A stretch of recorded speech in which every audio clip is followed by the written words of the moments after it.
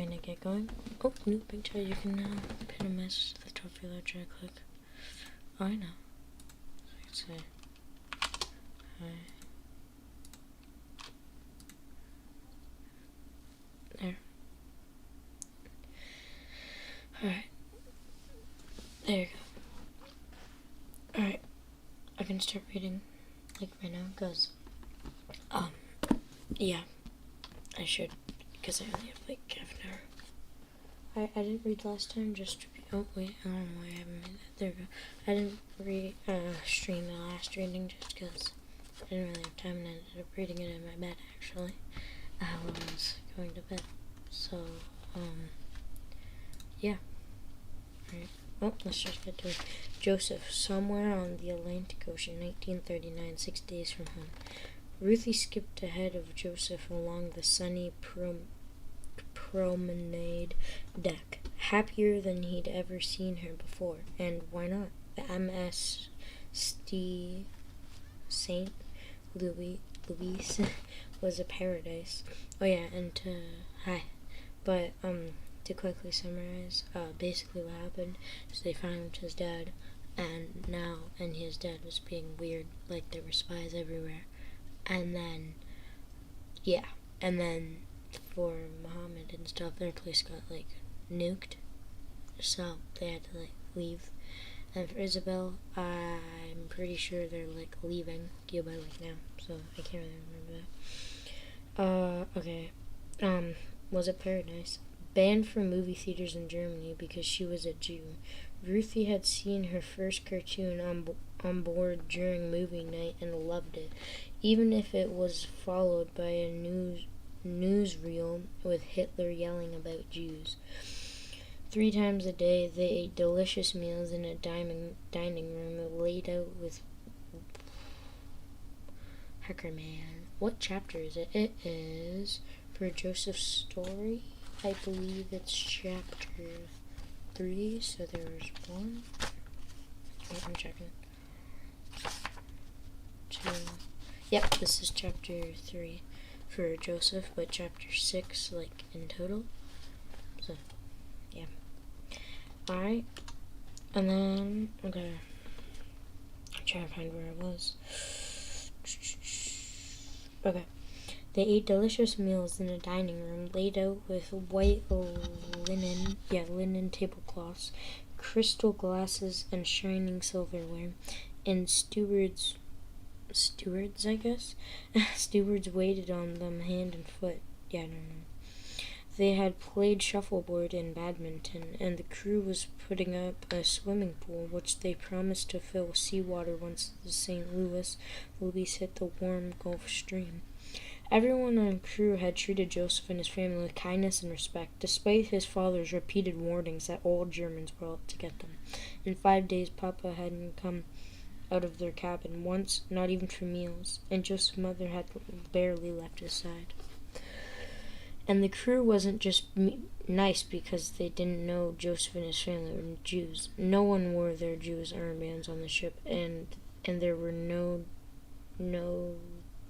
Jews above any passenger J's above any passenger compartments, because they all had passengers that were Jews, all 908 of them. They were all going to Cuba to escape the Nazis. Oh wait, never mind. And now that they were finally away from the threats and violence that followed them everywhere in Germany, there was singing, dancing, and laughter. 2 girls around Ruthie's age, wearing matching flowered dresses, were leaning over the railing and giggling. Joseph and Ruthie went over to see what they were doing. One of the girls had found a long piece of string and was dangling it over the side, tickling the noses of passengers who were sleeping on chairs down on A deck. Their current victim kept battling at his nose like there was a fly on it. He popped his nose enough to jerk awake, and Ruthie laughed hysterically. The girls yanked up the string, and they all dropped to the deck behind the rail where the man couldn't see them laughing. "I'm Joseph," he told the other girls, when they'd all gathered themselves together, "and this is Ruthie." Joseph has just turned 13, Ruthie told the girls. He's going to have his bar mitzvah next Shabbos. Oh, alright. A bar mitzvah, whatever that says, was a ceremony at which a boy officially became a man under Jewish law. It was unusually held on the first Shabbos, the Sabbath, the Jewish day of rest. After a boy's 13th birthday, Joseph couldn't wait for his bar mitzvah. If there's enough people, Joseph reminded his sister. I'm Renata Abir, however you say that, said the older of the two girls, and this is Evelyn. They were sisters, and amazingly, they were traveling alone. Our father is waiting for us in Cuba, Renata told them. Where's your mama? Ruthie asked. She wanted to stay in Germany, Evelyn said. Joseph could tell it wasn't something they were comfortable talking about. Hey, I know something funny we could do, he told them. It was a trick he and Klaus had played on Hermier once upon a time. Thinking about Klaus made Joseph think about other things, but he blanked away from the bad memories. The Miss St. Louis had left all that behind. First, Joseph said, we need some soap.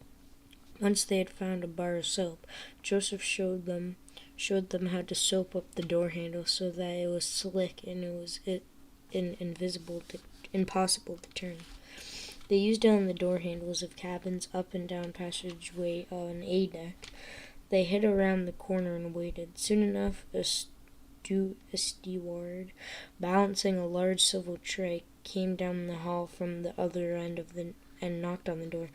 Joseph, Ruthie, Renata, and Evelyn had to swallow their snickers as the steward reached down with his free hand and tried and failed to open the door. The steward couldn't see because of the big platter he held, and as he fumbled with the knob, he lost his hold on the tray, and the whole thing came crashing down with a great clatter. All four of them bursted out laughing, and Joseph and Renata pulled the younger children away before they got caught. They collapsed behind one of the lifeboats, panting and giggling. As Joseph dried his eyes, he realized he hadn't laughed like this for many years. Joseph wished they could all stay aboard the St. Louis forever. Isabel, just outside Havana, Cuba, 1994. The boat was heavy in Isabel's arms, and she was afraid of dropping it, even though there were 5 other people carrying it with her. She and Yvonne held the middle of the boat on either side, while Yvonne's parents and Isabel's father and grandfather carried her from the front and back.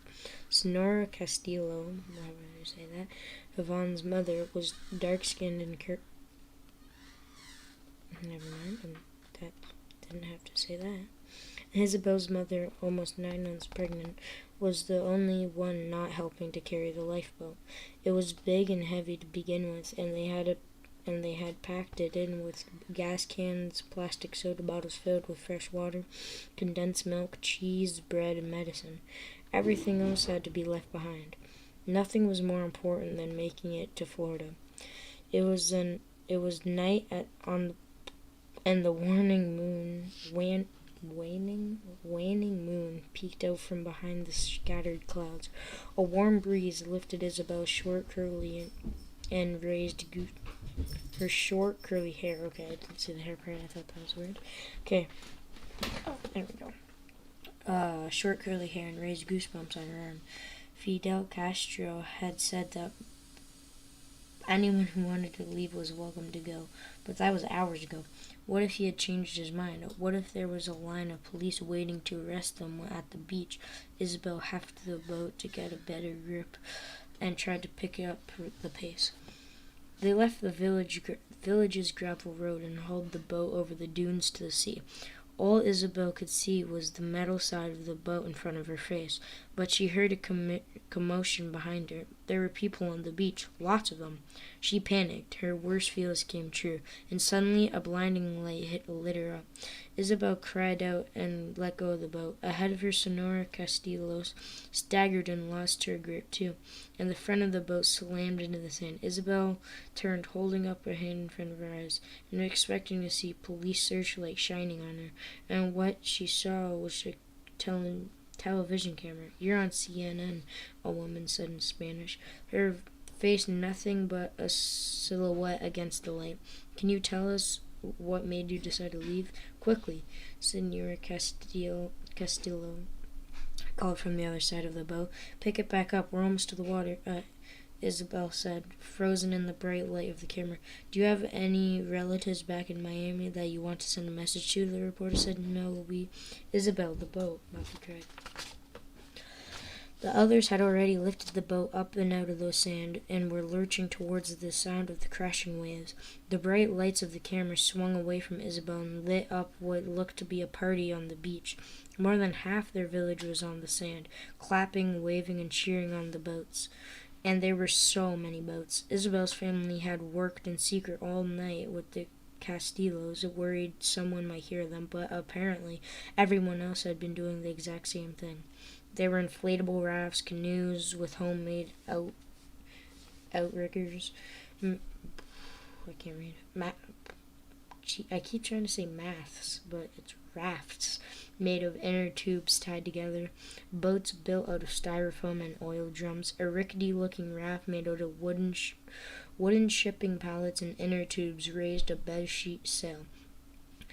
And as it caught the wind, the villagers on the beach cheered. With another raft made it out on old refrigerator sank, everyone laughed. The camera lights swung around again, and that's when Isabel saw the police. There was a small group of them up on the rocks overlooking the inlet. Not nearly as many as there had been in Havana, but enough to arrest her family trying to leave Cuba. But these police weren't doing anything. They were just standing and watching. Castro's order to let people leave must have still been good. "Chapela," her mother cried. "Chapela, come on." Mammy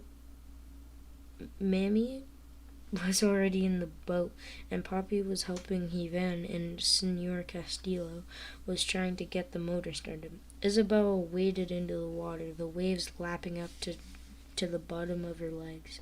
She was almost to Poppy's outstretched arms when she saw her father's eyes go wide. Isabel looked back over her shoulder. Two of the policemen had broken from the group and were running to the water, towards them. No, they're coming for me, Poppy cried. Isabel found the water and swam the rest of the way to the boat, but her father was already climbing over the side. "Start the engine," he cried. "No, wait for me," Isabel yelled, spitting seawater. She got a hand to the boat and looked back. Two policemen had hit the surf and were running high-legged through the waves. Worse, the other policemen were running too, and they were all howling for the Castillo's boat. Hands grabbed Isabel and helped her climb inside of the boat. "Ivan!" But when he got her aboard, Ivan and his mother then reached their hands out for the two policemen that were chasing them. "What were they doing?" "No!" Poppy cried, scrambling as far away from them as he could. Ivan and Senor Castillo grabbed the arms of the two policemen and pulled them on board, and they collapsed into the bottom of the boat. The policemen pulled off their barrettes, and Isabel recognized one of them instantly. One was Luis de Castillo's elder son. The other policeman shook out his long black hair, and Isabel was startled to realize it wasn't a policeman at all. It was a policewoman. When she took Luis' hand, Isabel guessed she was his girlfriend. This must have been the Castillo's plan all along, for Luis and his girlfriend to run away with them, but they had never told Isabel and her family. "Pack!" A pistol rang out over the waves, and the crowd on the beach cried in panic. The pistol fired again. Pack and ping. These sound effects are insane. Top tier. The hull of the Castillo's boat rang as the bullets hit them. The police were shooting at them. But why? Didn't Castro say it was all right to leave? Isabel's eyes fell on Luis and his girlfriend, and she understood. They had been drafted into the police, and they weren't allowed to leave. Oh. They were deserters, and deserters were shot and killed. The motor coughed to life, and the boat lurched into the waves, spraying Isabel with seawater. The villagers on the beach cheered for them, and Senor Castillo revved the engine, leaving the charging policemen in the wake. Excuse me. Isabel braced herself between two of the benches, trying to catch her breath. It took her a moment to process it, but this was all really happening. They were leaving Cuba, her village, her home, everything she had ever known, behind. Isabel's father pitched across the reeling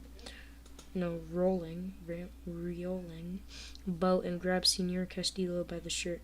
What are you planning at? Letting them on board? He demanded. What if they follow us? What if they send a Navy boat after us? You've put us in this danger. Senor Castillo battered Geraldo Fernandez's arms away. We didn't ask you to come along. It's our gasoline, Isabel's father yelled. They kept arguing, but the engine and the slap of the boat against the waves drowned their words out for Isabel. She wasn't praying any attention away. All she could think about was the 90 miles they still had to go to Miami, and the water pouring in from the gunshot hole of the side of the boat. Oh, okay, and that's the end of that. Mahmoud. I still don't know how to say it, and I feel bad every time I say it because I know it's wrong. Oh, I had my live pause that entire time. Because I'm watching it at the same time. I had that pause the whole time. Okay, well, now it's back on. Okay, just outside Aleppo, Syria, 2015, 1 day from home. Muhammad's father stopped their Mercedes station wagon for gasoline at a little roadside station north of Aleppo. Wahid and Muhammad, I'm just going to say that.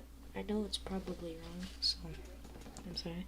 Sat in the car with the mother while she nursed Hannah under a blanket. Fatima had put a long black-sleeved dress and a pink flowery hijab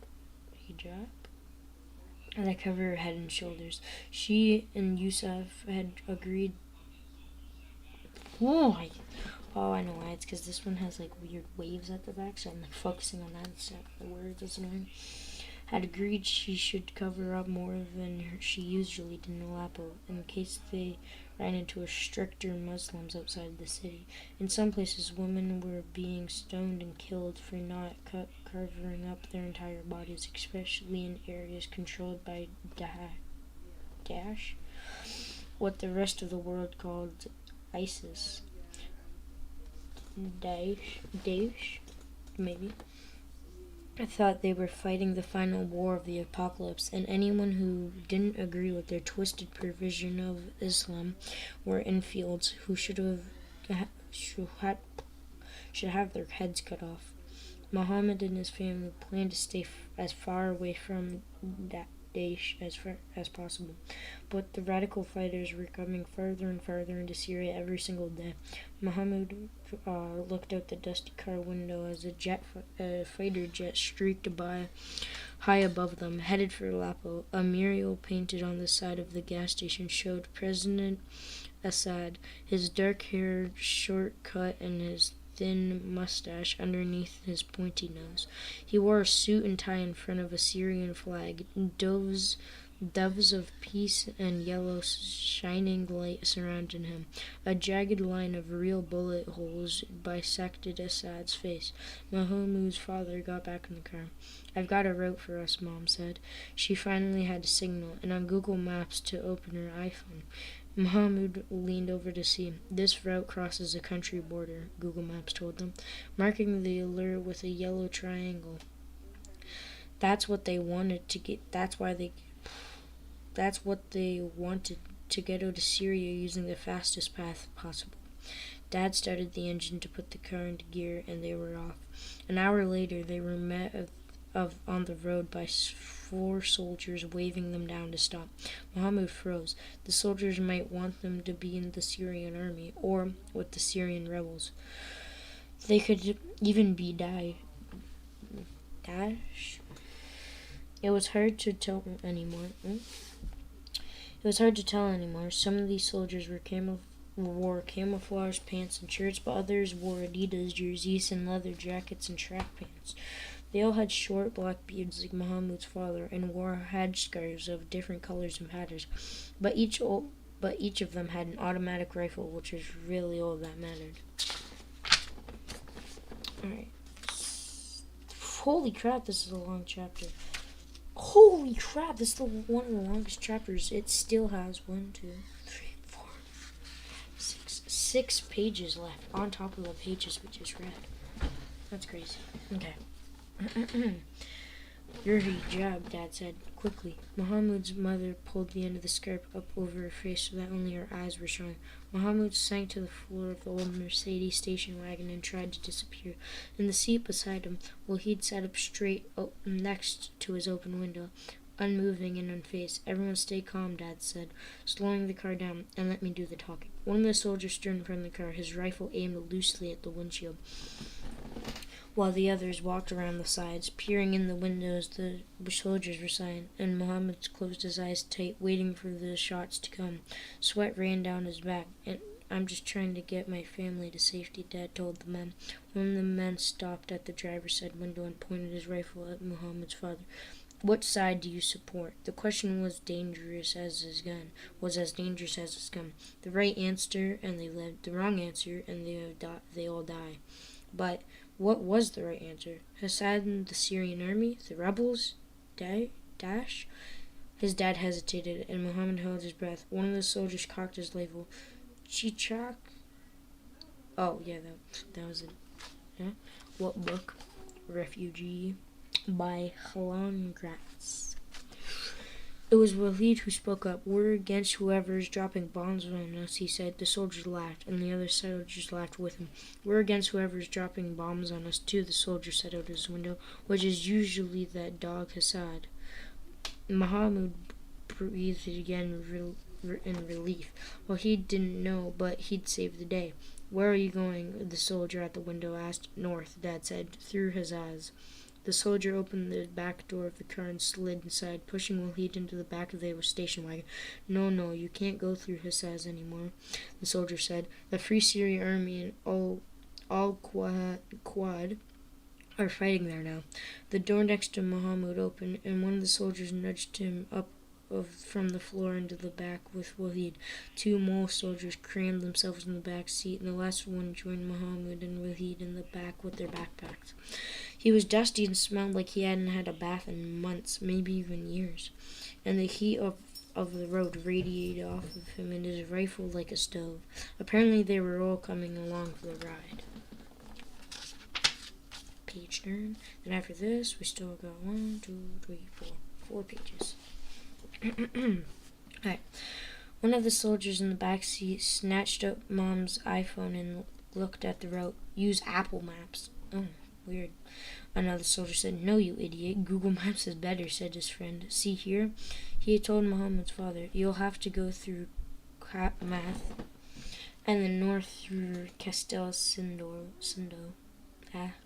The rebels in the army and Daesh are all fighting here. He said, pointing places on the map.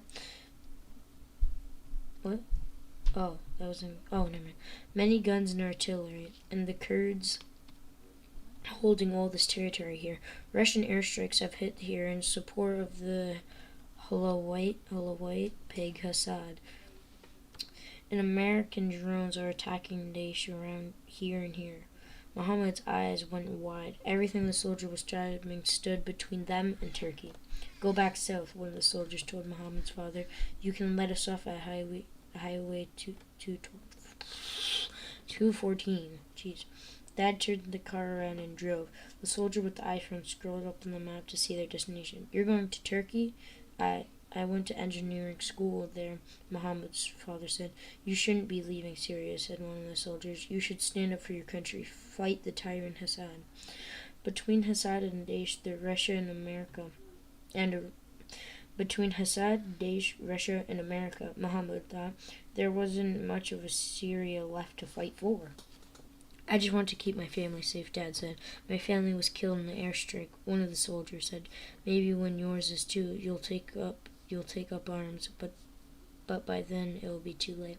Muhammad remembered the horror he felt when his apartment building collapsed and he thought his mom died.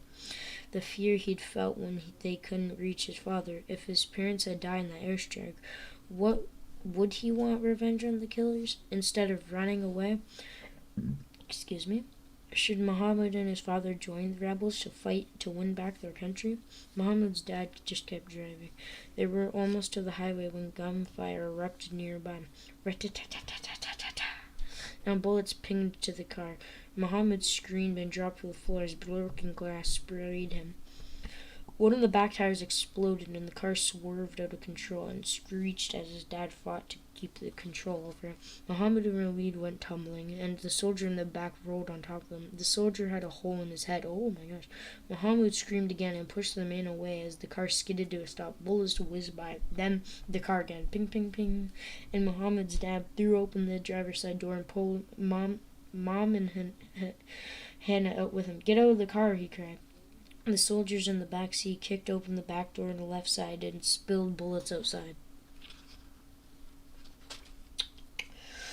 Bullets whizzed overhead, and soon rebel soldiers who'd been riding with them were returning fire, their automatic rifles booming in Muhammad's ears like there was a barrel, and they beating on, and they were beating on the outside of it with hammers. All Muhammad wanted was to curl up in a ball and disappear. But he knew if he and Wahid stayed in the car, they would end up dead like the soldier right beside them. He had to get out, move. His heart was pounding so hard he thought it would burst right out of his chest. Muhammad found the courage to grab Wahid by the arm, drag him over the seat, and dive headfirst out the door. They tumbled out to the ditch beside his parents. Hannah was wailing, but Muhammad almost couldn't hear her over the gunfire. Muhammad's dad waited for a pause in the gunfire, then scrambled back to the ridge of the car. Yusuf, no, Mom cried. What are you doing? Muhammad's father dove back in the front seat and yanked the iPhone and the charger cord out of the Mercedes just as bullets ripped into the car again. He tumbled and slid down into the ditch. Had to go back for the phone, he told them. How else am I going to play Angry Birds? He was joking again. Muhammad knew they needed their phones to help them get to Turkey. Without the maps, they'd be lost. Muhammad's father waited another lull in the shooting, and then hurried away from the car, leaving everything else they owned behind. Oh, that means all the food and stuff. Alright, that was the final chapter. Finally, it only took me half an hour. About that, actually, yeah. And, oh yeah, because I've been streaming for 27 minutes. That's pretty good. Yeah. Alright. Oh. I'm honestly kind of tired from all that talking and reading, but talking at the same time. I do not. Ooh, what is this? Oh. Why is it not talking?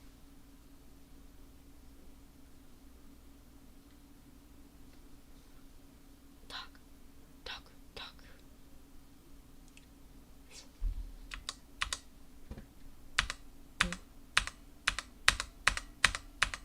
Is this the whole video? Nice. But, yeah. I'm honestly a little bit tired. Sorry I haven't been uploading literally ever. I don't think I've uploaded in how long has it been? 2 weeks?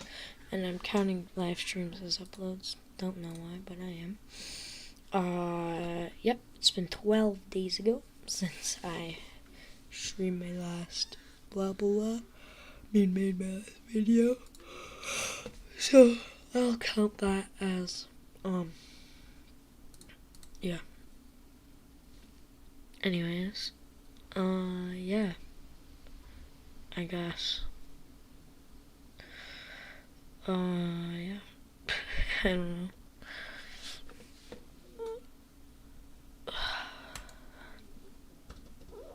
I guess now they added Fortnite to Gorilla Tag and VR update. Oh, nice. Anyways, I guess, what should I do? I don't know what to do for a little bit of the thing. Because I don't really want to just stream that because that's boring. Excuse me. But, well, it's gonna be boring either way because, like, it's me. Come on. But, yeah. I don't know what to do. Because now I would play Skyblock, but my friend got me banned off Hypixel for, well, I'm not going to mention it because, yeah. But, yeah, I got banned off Hypixel. So I can't play for a couple more days, like something like 2 days. I can check right now. Actually.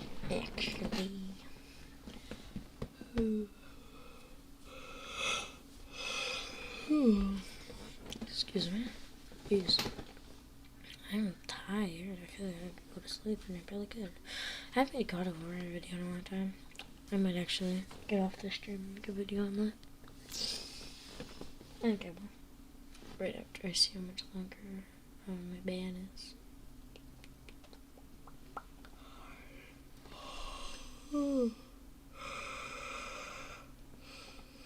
Oh gosh.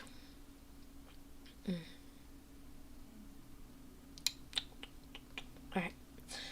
Yep, 3 days, 14 hours, 1 minute. That's how much longer I got on my ban. Oh, that's annoying. Now I can obviously still play Minecraft if I wanted to, but this is kind of like the only game that I do play, like on Minecraft, I mean. Because, yeah, I could still load to a single player world or or anything that isn't Hypixel I could still play, but yeah. Oh, they made a new skin. That's cool, I guess. Yeah, inside on you look like a dream. Yes. I don't know why I want to do the skins. Yeah, I don't really like any skins. I just keep this one.